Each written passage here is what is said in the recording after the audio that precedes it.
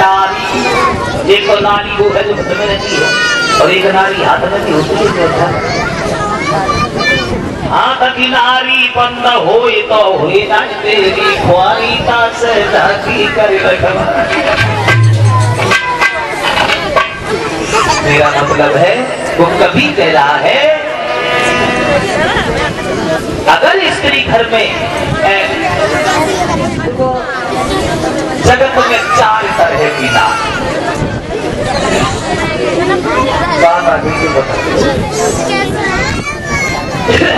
अनुसुईया ने सीता को उपदेश जब दिया था ना चित्रकूट पे, तो अनुसुईया ने कहा था सुनो सीता तुमने बहुत अच्छा किया जो 14 साल वन में व्यतीत करने चली आई। पिया फिरे परदेश में पावे कष्ट अपार, पत्नी जो सुख से रहे तो जीवन धिक्कार। जिस स्त्री का पति दुख उठाए और पत्नी आनंद से जिए,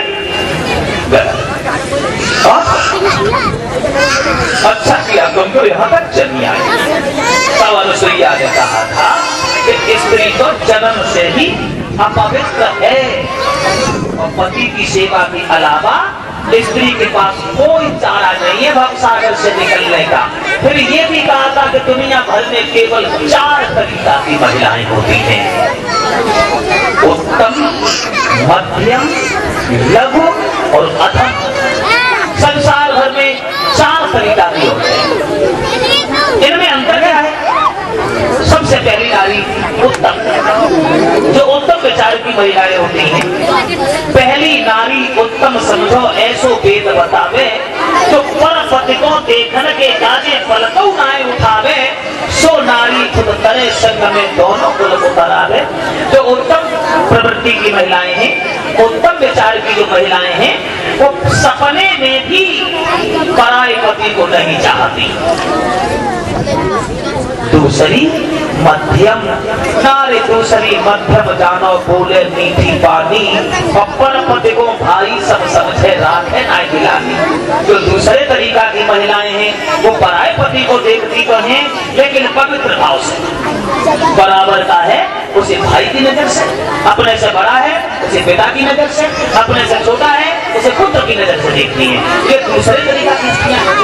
तीसरी लघु नारी, तीसरी लघु कर जानो रहती है चितवन में, और पर पति को भोगन की आशा रखती बेशक मन में, कुल मर्यादा लाज के कारण जाए न काम सदन में। तीसरे तरीका की जो महिलाएं होती हैं वो पराये पति से मिलना तो चाहती हैं लेकिन समाज की लोक लाज के कारण वहां तक पहुंच नहीं पाती हैं, इसलिए धर्म उनका फिर भी साबित बना रहता है। तीसरे तरीका। चौथी अधमा, भगवान नहीं करता। चौथी नारी अधम कर जानो बनी रहे बीमार, और जग में जाहिर एक पति है गुप्त रहे जगत में 4 तरह घर पे भूल गए बाकी, जब नारी आई भूवरिया भूवरिया घर पे भूल गए बाकी। कैसी माफ करना, इधर जो माता बहने बैठी है नहीं सोचना फिर जिस बुराई, मैं तो किसी की बुराई कर, मेरी आदत ही नहीं किसी की बुराई है। अब कहेंगे तो हम अपने घर की कोई बात कहेंगे, यहाँ कोई ऐसा है ना आप लोग सोचे कोई यहाँ की बात करना है, और कोई हो भैया तो हमें खा मार।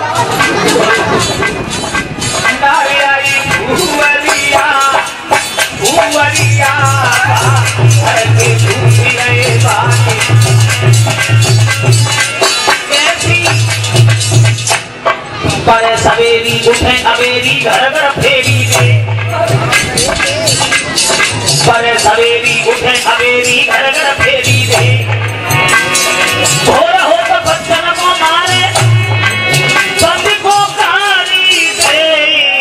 अरे अरे भूवरिया भूवरिया।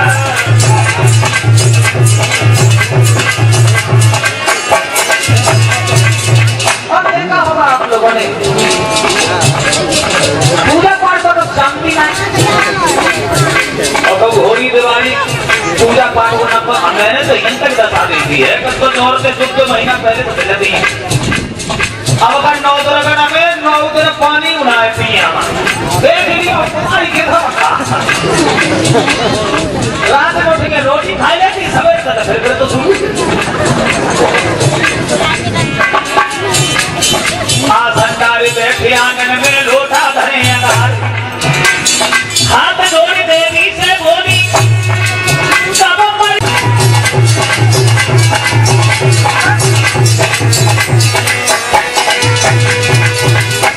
छोड़ो काय को कार्य का कोई इंतजाम कर रही तो आओ देखें उसी जगह पत्नी अपने पति के चेहरा को देख के सारी कहानी समझ गई।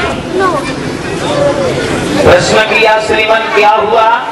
हरिश्चंद्र ने सारी व्यथा सुनाई। जवाब दिया तारा एक महात्मा ने धोखा दे करके हमारा सब कुछ छीन लिया। राज्य चला गया, धन धाम चला गया, जिसकी हमें चिंता नहीं है, पर वह केवल इस बात की है कि सब कुछ जाने के बाद भी मैं ऋणी हूँ। कर देना अपनी बात में फंस जाना सबसे बड़ी हार होती है तारा। बात में फंसा हुआ इंसान किनारा नहीं पाता है। आज मैं उलझ गया अपने ही बिने हुए जाल में। माँ ने धोखा दे करके सर्वस्व छीन लिया।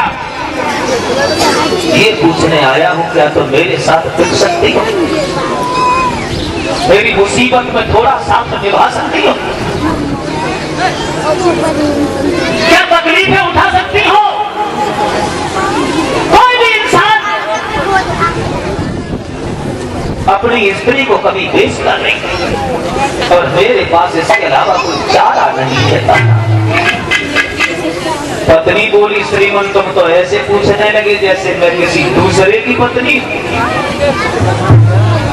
इस शरीर पर आपका हक है, आपका अधिकार है। सुख और दुख में साथ देना ही पत्नी का कर्तव्य है। पति को खुश रखना ही पत्नी का लक्ष्य है।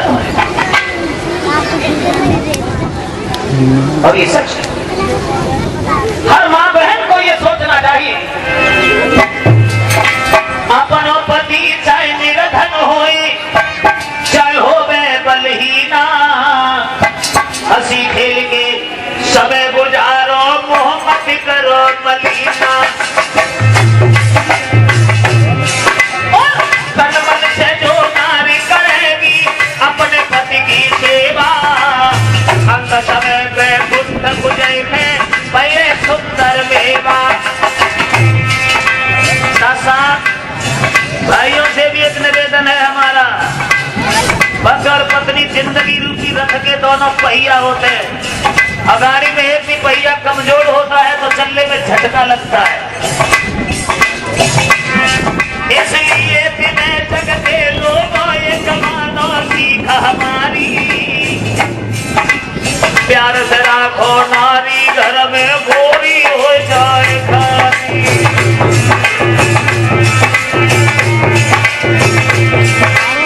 पर नारी के पीछे अपनी नारी को दुख देते होता है अपमान, भातिया तू भर भर के रोके। तो देखिए महारानी तारा रोहितास धर्म के दीवाने, धर्म के पीछे। जिस रानी ने कभी घर से निकल करके द्वार नहीं देखा था, जिस रानी के चेहरा को देखने के लिए लालायत थे जब जनता के लोग,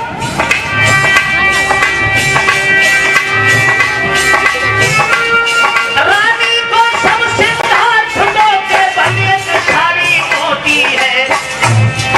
राजा पे केवल होती है, बेटा पे फिर फल होती है।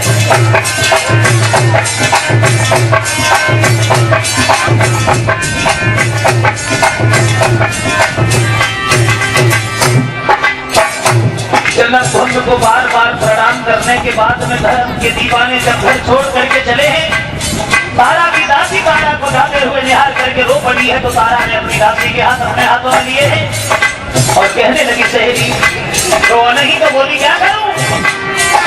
तुम अकेले कैसे रहूंगी घरे अकेली,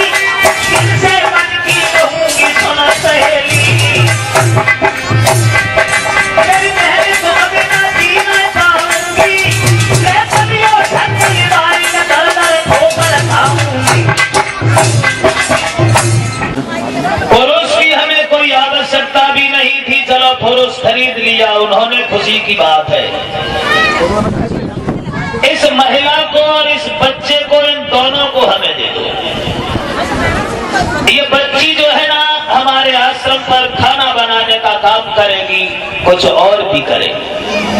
और ये बच्चा कुछ नहीं करेगा तो पूजा के लिए फूल लाता रहेगा, बड़ा हो जाएगा तो कुछ और भी काम करेगा। 40 भार सोना ब्राह्मण की तरफ से मंगाया गया, 20 भार सोना मेहतर की तरफ से मंगाया गया। कीमत चुका दी गई। जो कीमत चुका दी गई, पहले तो तारा, रोहितास, हरिश्चंद्र पास खड़े थे। कीमत जब चुका दी गई तो हरिश्चंद्र मेहतर के पास बढ़ के खड़े हो गए। तारा और रोहितास हरिश्चंद्र के पास से हटके ब्राह्मण के पास खड़ी हो गई। कीमत जैसे ही चुकाई गई, तीनों प्राणी अलग अलग हो गए। हरिश्चंद्र पत्नी की ओर देख के रोए, आंखों से आंसू बह आए जो गालों पर लकीर बनाते हुए जमीन में समा गए। फटी फटी आंखों से पत्नी की ओर देखने लगे और एक शब्द कहा कि जाओ रानी तारा, जहां रहना बा सुखी रहना। इंसान किसी को सुख न दे तो उसे दुख भी नहीं देना चाहिए। कहां लिखा है कि जिसके लिए फूल न बन सका उसके लिए सूल भी नहीं बनो। अगर भला नहीं कर सकते हो तो बुरा भी नहीं करना चाहिए। किसी की आत्मा को सुख नहीं देना चाहते हो तो दुख भी मत दो। मगर मैंने तो आज वो किया है जो कोई भी इंसान नहीं कर सकता।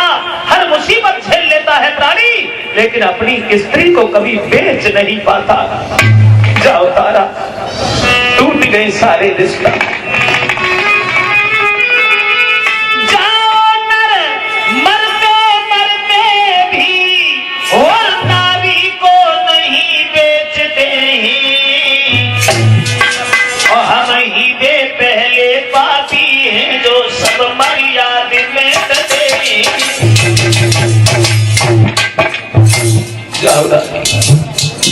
बड़े बड़े संकट तुमने उठाए मेरे साथ।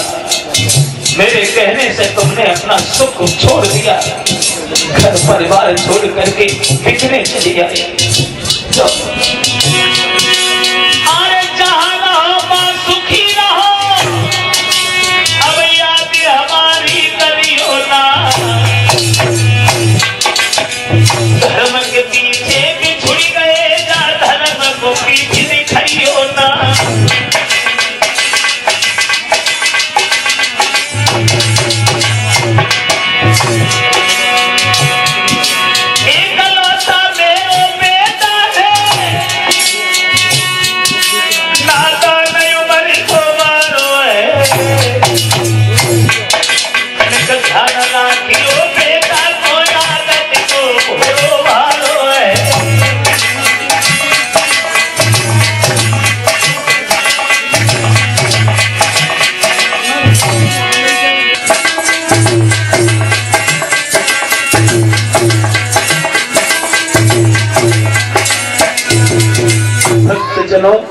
हरिश्चंद्र जब रोए और कहा कि जाओ रानी तारा, इसका सब टूट गए। न मैं तुम्हारा पति रहा तो न तुम मेरी पत्नी रही। और ये कहा जाओ जहां रहना वहां सुखी रहना। उसी समय तारा ब्राह्मण विश्वामित्र से कहने लगी है, श्रीमन अगर हमें देखने लाए हो तो हम तीनों प्राणियों को कहीं एक जगह भेज दीजिए। जैसे मछली बिना पानी के जिंदा नहीं रहती, पतिव्रता स्त्री भी बिना पत्नी के, वो बिना पति के जीवित नहीं रहती। बिना पति के दर्शन के जी नहीं पाऊंगी, मैं जी नहीं पाऊंगी। विश्वामित्र बोले, किसने कहा कि जियो? मरी जा,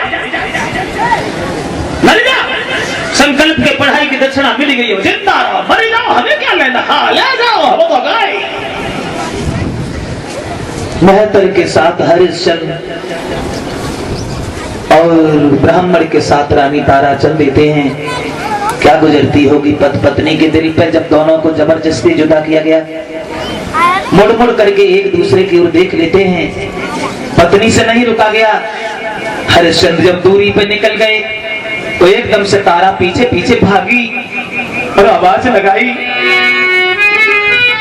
जरा ठहर जाओ तो फिर क्या नहीं है, क्योंकि अभी मैंने जी भर के देखा नहीं है, अभी मैंने जी भर के देखा नहीं है।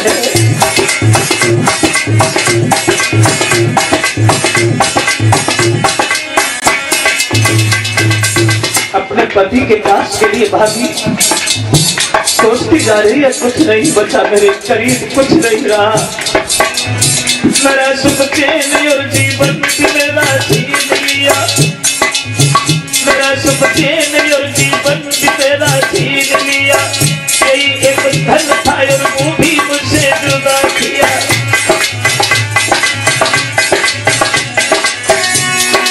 जरा ठहरो, जरा ठहरो तो फिर क्या नहीं है, क्योंकि अभी मैंने जी भर के देखा नहीं है, अभी मैंने जी भर के देखा।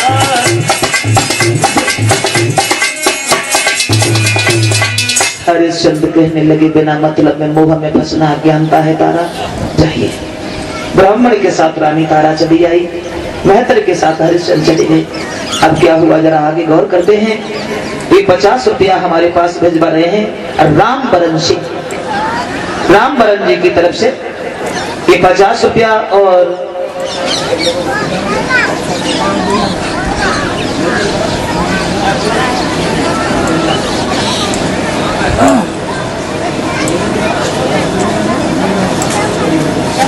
ये रामबरन सिंह जोड़ी के नगरा के रहने वाले हैं, उनकी तरफ से, और ये 100 रुपया सब लोगों के लिए, यानी 100 रुपए हमारे पास और 100 रुपया सभी साथियों को भेंट करते हैं दिनेश कुमार जी। दिनेश कुमार की तरफ से ये 100 रुपया हमारे पास, 100 रुपया सभी साथियों के लिए। कामना करते हैं भगवान सद्बुद्धि प्रदान करे, सुख शांति देता रहे। आइए कथा में देखें आगे। हुआ ऐसा, रात भर लेट करके हरिश्चंद्र ने विश्राम किया है वहां।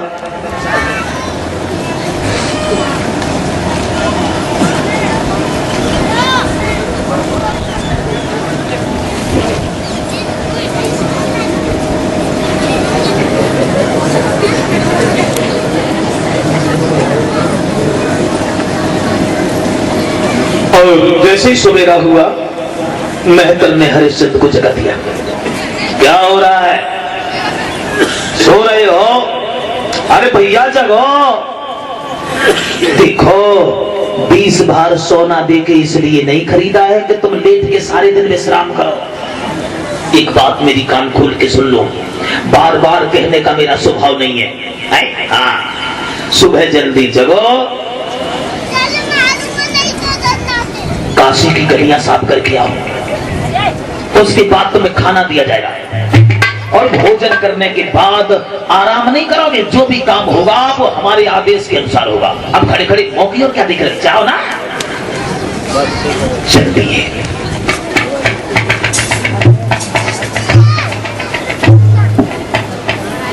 काशी की गलियां साफ करने चले। सच कह रहा हूं भाइयों, समय का कोई पता नहीं है, किस मोड़ पे छोड़ के चला जाए। समय बड़ा बलवान होता है, समय कभी किसी का इंतजार नहीं करता, वो हमेशा चलता रहता है। और समय की कीमत न समझने वाला इंसान आजीवन ठोकरें खाता है, जीवन भर पछताता है।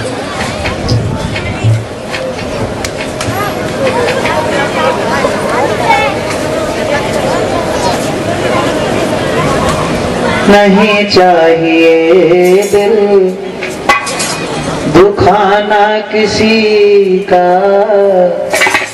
क्योंकि सदा ना रहेगा जमाना किसी का।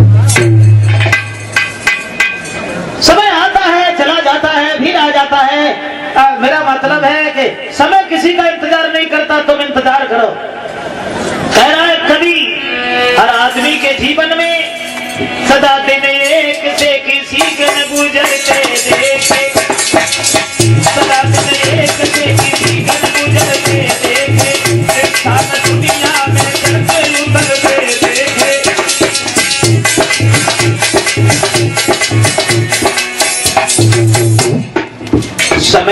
जैसा नहीं रहता।